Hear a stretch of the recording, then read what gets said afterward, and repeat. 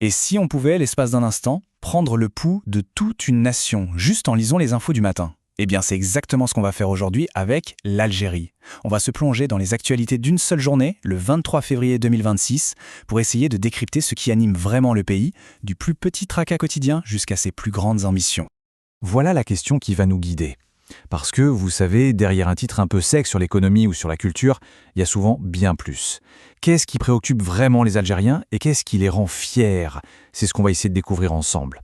Alors, pour y voir clair, on va procéder par étapes. On commence par le plus concret, ce qu'il y a dans le portefeuille. Ensuite, on prendra un peu d'auteur avec la grande stratégie énergétique du pays, puis on regardera comment l'Algérie se place sur l'échiquier mondial.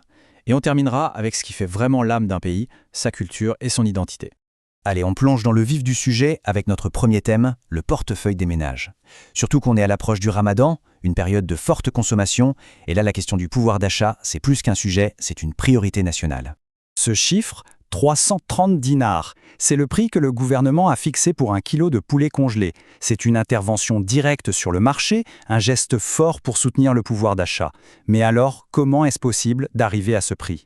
La stratégie, en fait, elle est double. D'un côté, pour le poulet, on va puiser dans les réserves stratégiques du pays pour inonder le marché. L'idée, c'est de casser net toute tentative de spéculation. Et de l'autre, pour le poisson, on met en place des circuits courts, du producteur au consommateur direct. Moins il y a d'intermédiaires, plus le prix baisse. C'est simple et efficace.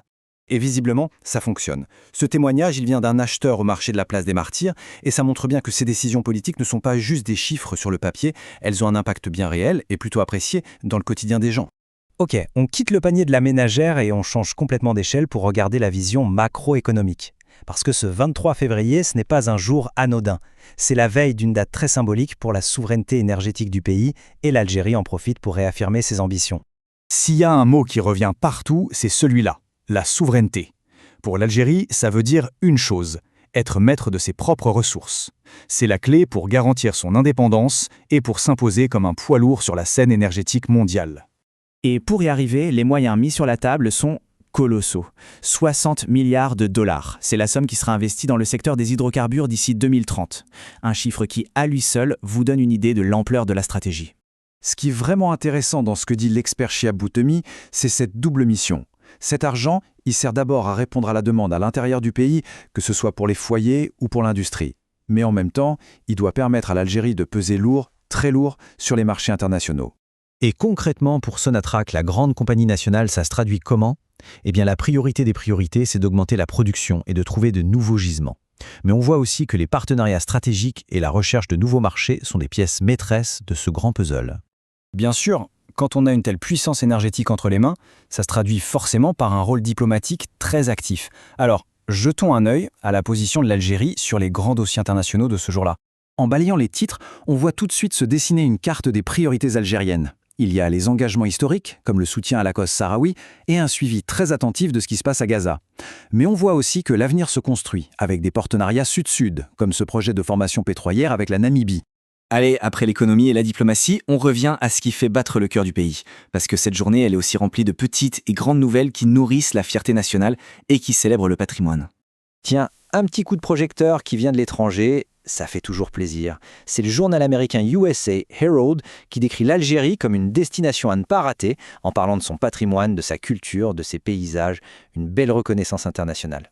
Mais cette richesse, ce n'est pas juste une vitrine pour les touristes, hein. C'est d'abord un trésor que l'on célèbre chez soi. Justement, en cette journée nationale de la Casbah d'Alger, une exposition rend hommage à ce lieu mythique qui est un peu l'âme de la capitale. Et la fierté nationale, ça passe aussi par le sport. Et là, c'est une super nouvelle.